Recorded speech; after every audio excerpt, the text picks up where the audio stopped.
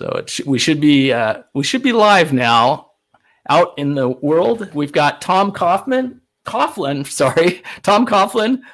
Associates with us today, and Josh Barstow of OpenVault. And this is our second ViodiTV real-time conversation with us pretty much everywhere in the United States in the shutdown mode. This is a way to kind of stay connected and stay relevant, stay connected with the things that are going on. And one of those things that are going on, Tom wrote a piece a couple of weeks ago in Forbes about the demand for data is just going through the roof, and he cited OpenVault statistics with Josh has there. So I thought that'd be really fun to get these two together, one from the data world and one from the cable space, and has a deep knowledge in that area. So we want to start with Tom, but before we start with you, Tom, I've got to read a quote from this. Obviously, it's a wise philosopher. He says, "Our memories define our past and enable the accumulation of capability that drives our technological civilization. The major business of our age is to pass accumulated experiences, beliefs, and observations to future generations." So with that, Tom, and you are that wise philosopher, so I've kind of put you on a pedestal there, so don't let us down. Yeah, and we were just talking about just a minute ago, in a sense, whereas a lot of communication basically is to go across space, to span space and be able to talk with each other and do things like we're doing now. But storage, its function essentially is to take information through time. So we have space and we have time, and in a sense, perhaps Josh and I represent those different parts of the communication spectrum, if you will. Oh, that's excellent. And would you kind of give us the motivation, or what you saw that prompted you to see his statistics and what that meant for the broader picture of data centers? Sure. So I was actually thinking of writing something about all the shelter in place and remote things, people having to work remotely, or remote education, all these things that are going on right now with the COVID-19 crisis that we have. And that would be driving the use of online resources, things in the cloud. And so I found the OpenVault quote talking about increase in, in communication and, data communication. Especially, we were talking earlier, preparing for this, on the uplink side, which is different from an awful lot of the communication here. And then I was also saying, well, this is going to have some impact on data centers and building out data centers in terms of the networking, but also in terms of compute and storage and memory resources. So I combine that with some things that look like there's an uptick in the industry with buying more memory for IT, especially for cloud-based implementations, that sort of thing. So the article I wrote was, "Will COVID-19 drive data center memory shortages?" And there's for instance, prices were going. Micron had just made, when I initially wrote, they just made their quarterly announcement and said that they were seeing an uptick in the use of memory and data centers, particularly the data center memory. And then there was in industry discussion that was talking about the uptick, seeing an uptick in the price of DRAM in particular. So I was writing about that. I see that as continuing that. And in fact, one of the things I think is kind of interesting here is that if this goes on long enough, it's going to get a lot of people trained on using and familiar and even perhaps even comfortable with using online resources, do the sort of things they used to only do face-to-face. So in a sense, I think what's happening here is we're being driven to learn new tools that can keep us safe, but also allow us to continue at least some semblance of our normal lives and of our the work we've done. At least people that work at their desks, they're not in an office; they're in their home. And when the kids or dogs aren't interfering, they can get some stuff done. And these are the tools we're going to use in order to be able to collaborate and do those things. So those are some of the trends I saw. That's the reason why I use the OpenVault numbers, that they're available. And, just talking about all these trends sort of coming together to increase the demand for for resources, hardware resources in particular, to be able to drive the storage and memory required to enable these communication of more information and people to do collaborative work remotely. Well, and that leads to Josh. What are you guys seeing at OpenVault? And why don't you talk for a moment about what how you get the data at OpenVault, and I think it's also important, your background coming from the cable industry as an operator, being on the supplier side, and then back at OpenVault. So why don't you talk to that for a moment? Yeah, so it's interesting because actually, if I take a step back, even before the cable industry, I was in the carrier space, so the big internet. With data centers and hosting centers and managed services. And then from there, I went into a small cable operation that grew into a mid-size operation, primarily in the East Coast, but out as far as Mississippi. And we built a big Eastern national backbone using some of the major peering centers in the United States to transport our traffic around.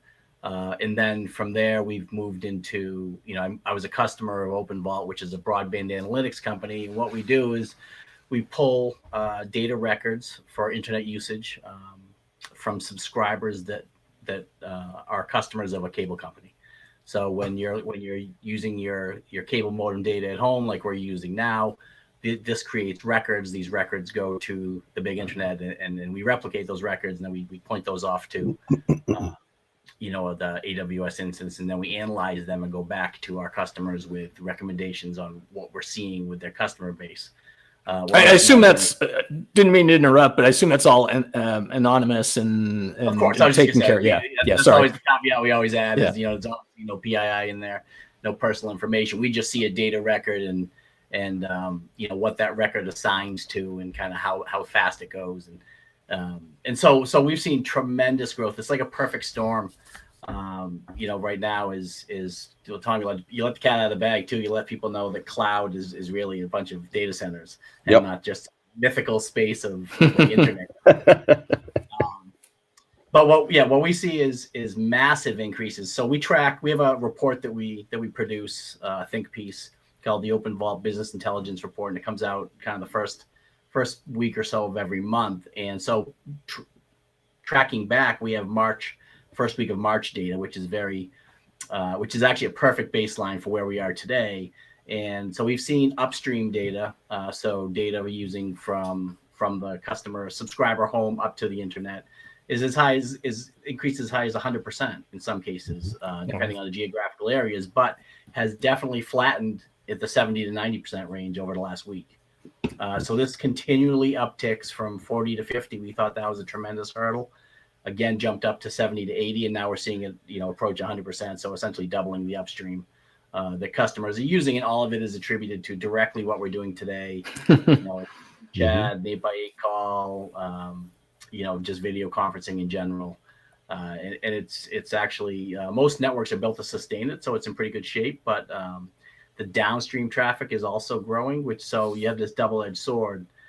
Downstream is growing as high as almost 30% at peak hours.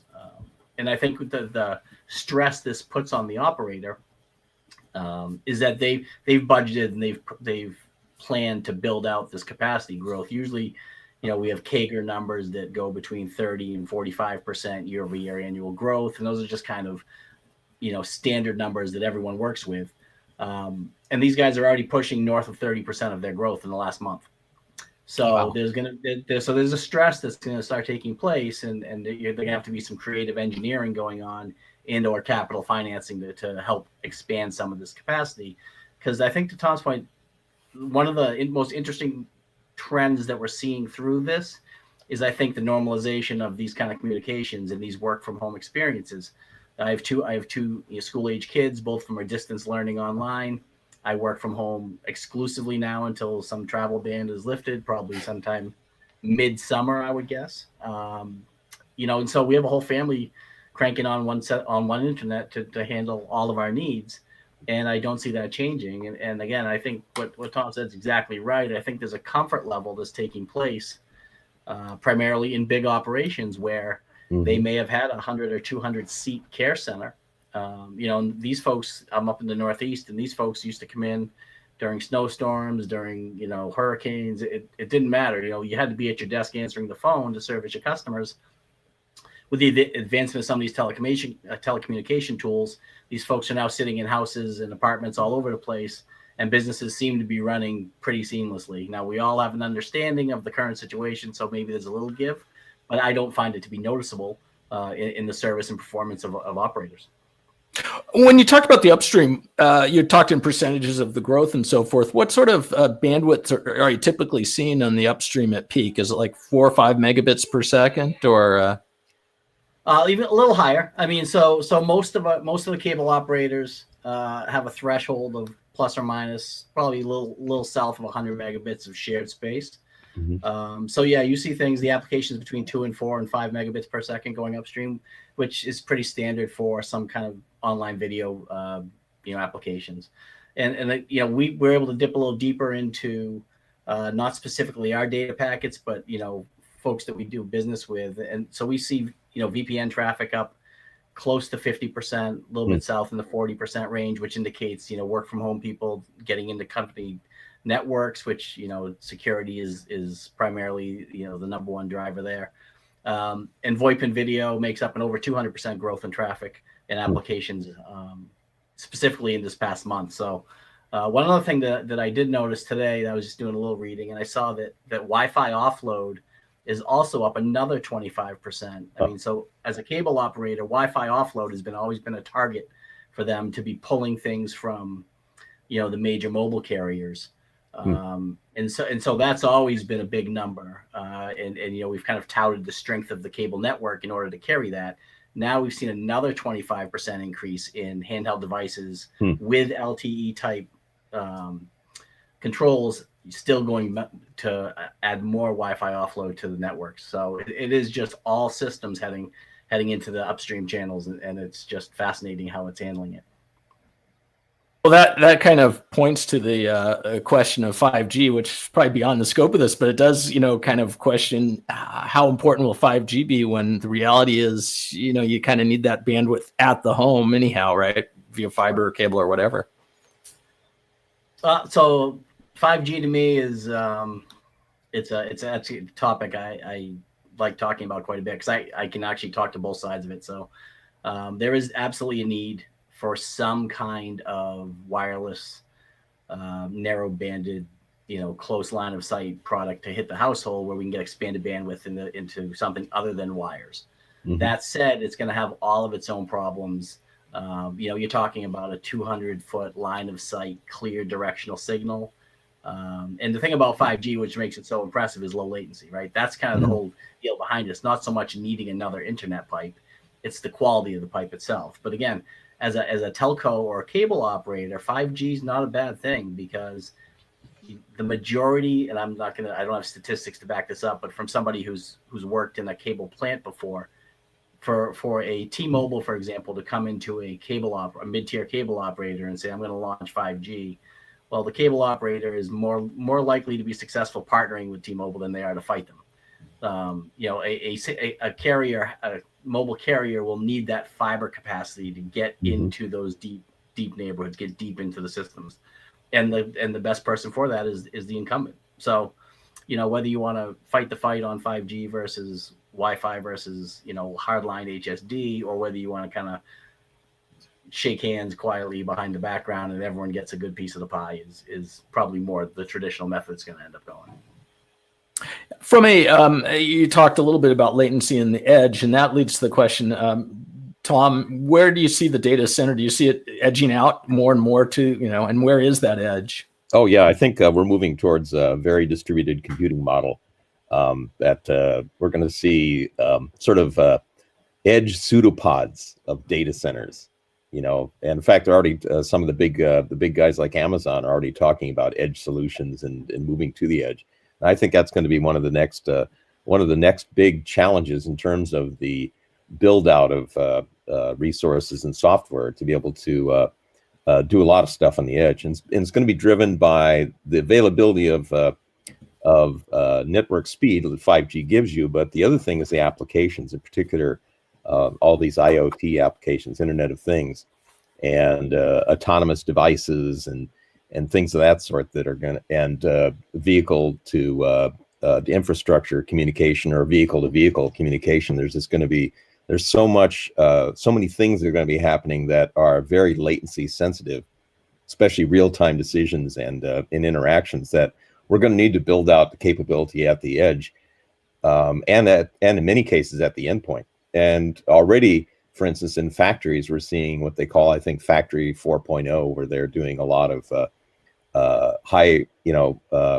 a lot of localized network support and interactions in automating factories nowadays. So there's going to be a major trend: more sensors, connected sensors, more processing done locally or very close by, and it's driven by IoT and AI AI inference engines in particular, that are just going to be requiring a lot more distribution of resources, a lot more local storage and caching capability. And part of that also is going to be, although right now I think Josh would tell us that they're kind of scaling back on the content delivery resolution to conserve bandwidth. Absolutely. The trend is towards higher resolution content, higher dynamic range, and that's bigger stuff. Higher strength, Yeah, and that's interesting. You brought up the scaling back on the resolution. They're doing that in Europe. Have they started doing that in the US too?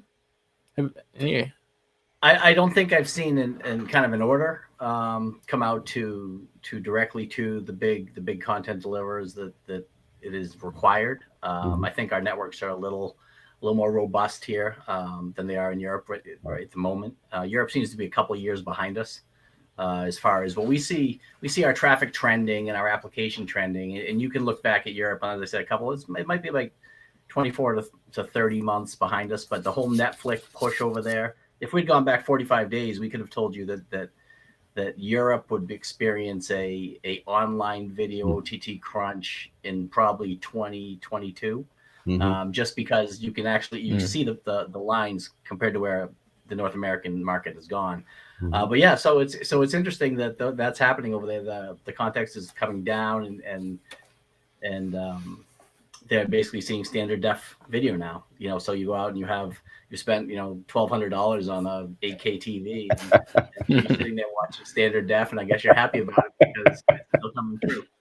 So yeah, there's something. But it is what it is, right? That's like the epitome of fair use, right? That is, there's just not enough. This was just there was just no way to see this coming, and so it's kind of a community effort that if we all want to continue to enjoy services, these big heavy hitters who, quite frankly, have been pushing policy for a few years now for us to grow networks and increase speeds and put a better product in the field. Now they're being asked to maybe reduce the size of their content just a bit so everyone can still use the internet, which is a good thing for everybody. And there is caching too already that Netflix and YouTube are doing in quite a few of the small operators, right? Oh, absolutely. Yeah. So that was something that we launched years ago at our mid-tier operator, and I recently spoke to my old VP of engineering, a very, very bright guy, and he told me that he really ramped up his caching based on Netflix and some of the other OTT providers coming into the market in 2020. And so he really ramped up in mid-2019, and he was telling me recently that this pretty much saved his internet pipe, because if he had to absorb all the content coming down the pipe now, there's no way they'd have been able to handle it. So yeah, it was an original idea back in the day when the Netflix of the world started knocking on doors of someone other than the big five, and we were putting these big server chassis in our head ends, and people didn't know what we were doing, and so, but now in the long run it's actually paid off, and it still provides a pretty good content, but they're caching a ton of video compared to what goes out all the way through the big pipes. And that's done at the local level a lot of times, right? Yes, that's right in the head end. So yeah. So if you look at the infrastructure we used to have, I say we did, the former network. So you had a local cache within in the community level, and then we'd have a second set of caching in for example Boston or Washington DC 1. We'd have a second set of Netflix caching servers there, and then you'd have Netflix origination, and so it would basically hop depending on the popularity and the importance of the content. So it would kind of hop its way to the end user. And depending what the end user is watching it on, would be the different level of quality of video it would actually get. So, but yeah, most of it sits now in that local community center, and it's actually being rewatched numerous times. So part of it's on the 5G and the build out of the edge, but there are actually companies, some of the hardware companies that are essentially building something they sort of call data centers in a box, you know, for edge devices, like a cell tower. You know, essentially it's like a data center for a cell tower now. That makes sense, and so it literally is modular and can just pop in at that local level. Right, and it has Oh, go ahead. No, I was going to say, and it's got memory, it's got processing, it's got networking capability. Huh.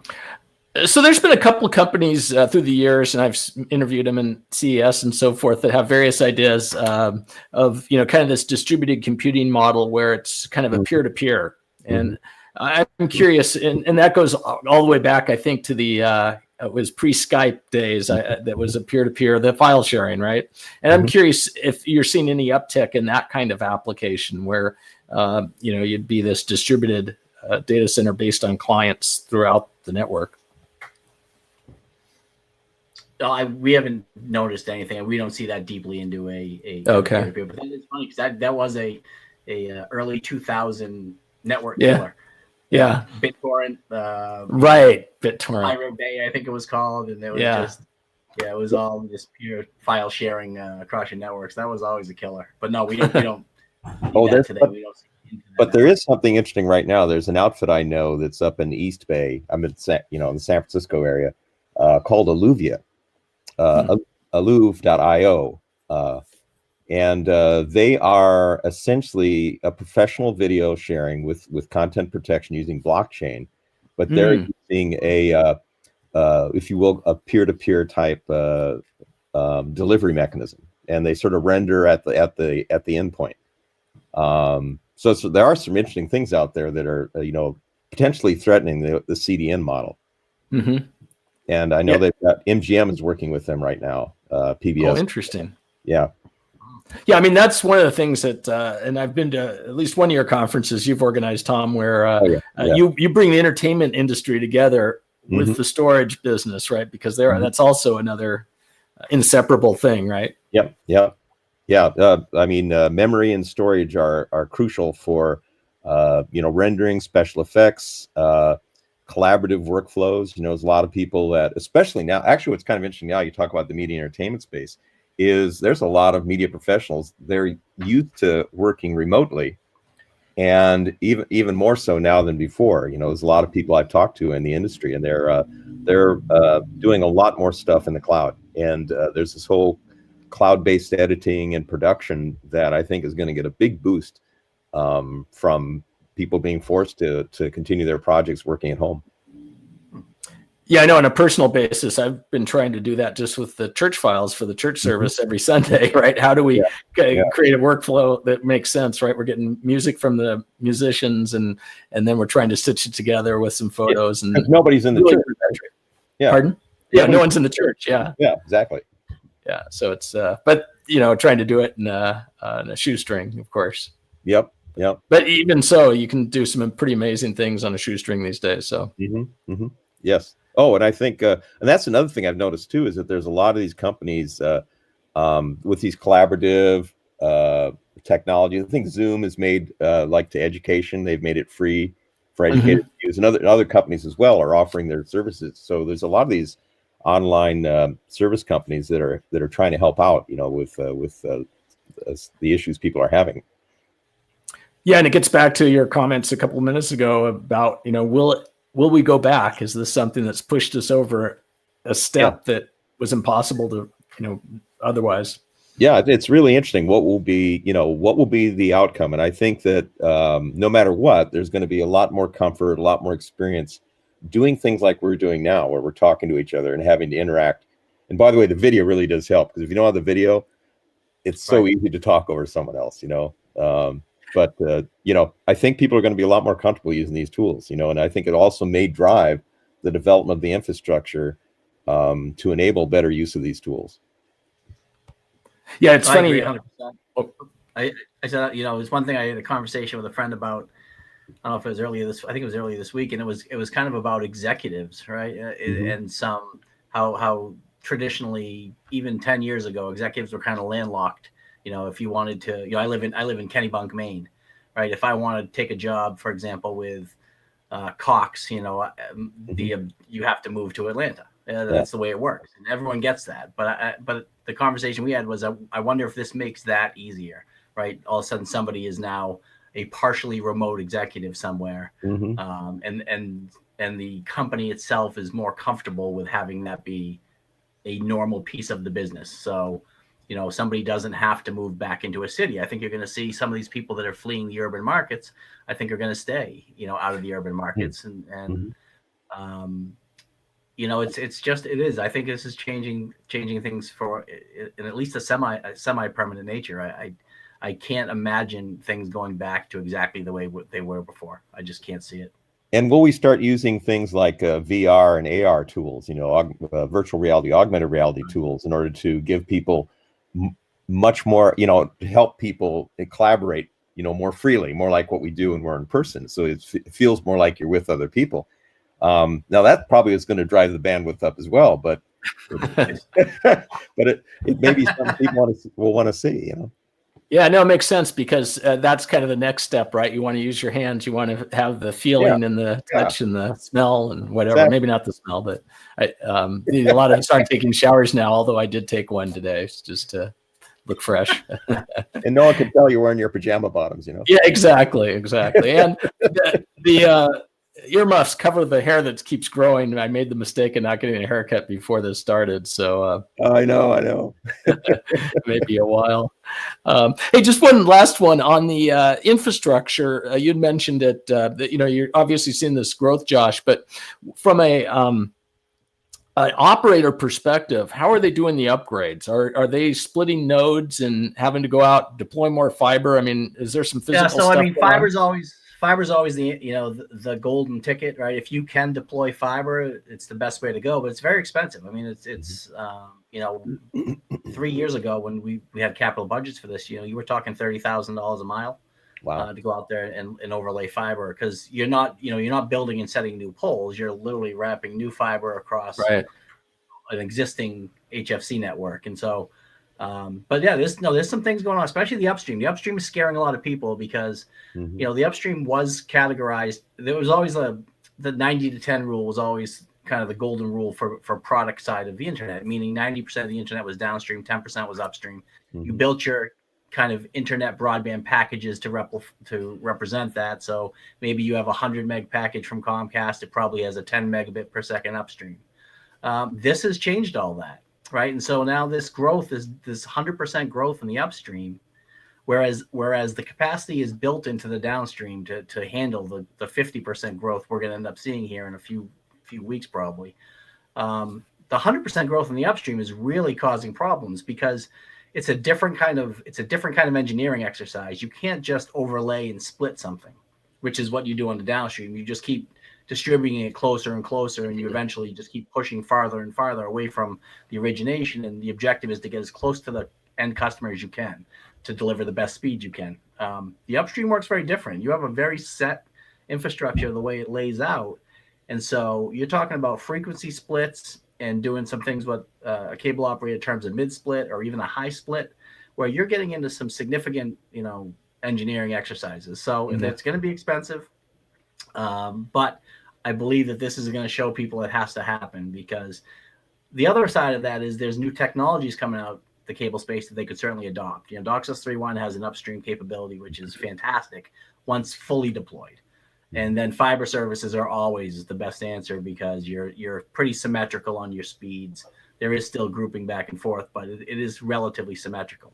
So, there's going to be some people in a pinch here in the next year or so trying to figure out how this upstream capacity, because as we talked about earlier, even when we get through this crisis, we're talking maybe 90, 120 days out, that 100% upstream capacity is not going to drop back down to 10%.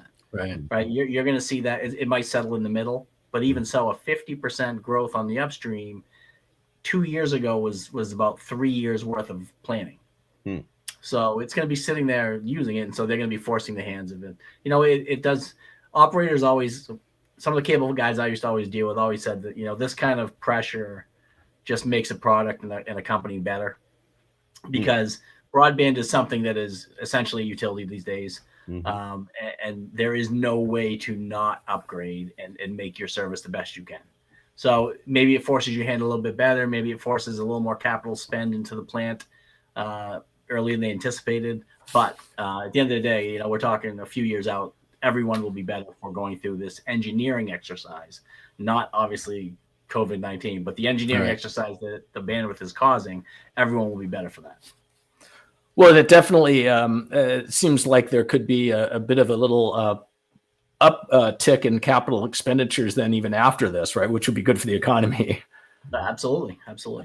And another interesting, this is way off topic, but to your point of kind of looking at the sunshine, which I am because we have very clear sky right now, which is beautiful. But I read that the number of fatalities / injuries from car accidents in the last 10 days of March from California were about 50% of what they were the previous year or the previous period, 10-day period. So that's a really positive thing, right? Or pollution, or the vibration of the earth. That's the other one I've heard about recently. Oh, interesting. The vibration of the earth. Oh, you're a physicist, so no wonder you would know about that. Well, what it is seismologists are saying that they're getting less noise in their seismographs because there's less traffic on roads generating vibrations. Wow. That recently read about it was in the Los Angeles Times. They were talking about the clarity of the air and the lack of pollution. And the lack of congestion on the highways, and how it was actually very nice to be there. You could actually go somewhere in LA. Right. Yeah. And it's you can hear birds chirp. I've noticed that walking around. I can actually hear birds, I didn't realize. I saw them. I never knew they actually sang in California. I thought it was just so something good came out of this. So I really appreciate having you guys both join me on this. It'll be available recorded. Do you have any kind of closing comments? I'll say one. It's I think the human spirit. This is not the first crisis mankind has ever faced, and it won't be the last one. And I think, if you.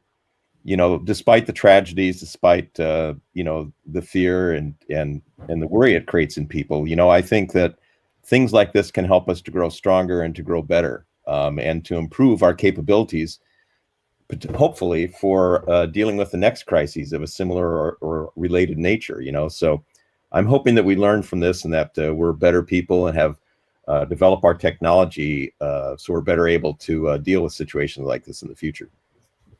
Oh, I agree 100%. I think that the output of all of this is, from a technology perspective, this is something that people couldn't have planned for. Even in a scenario where you map these disasters out, this is something that nobody really figured out.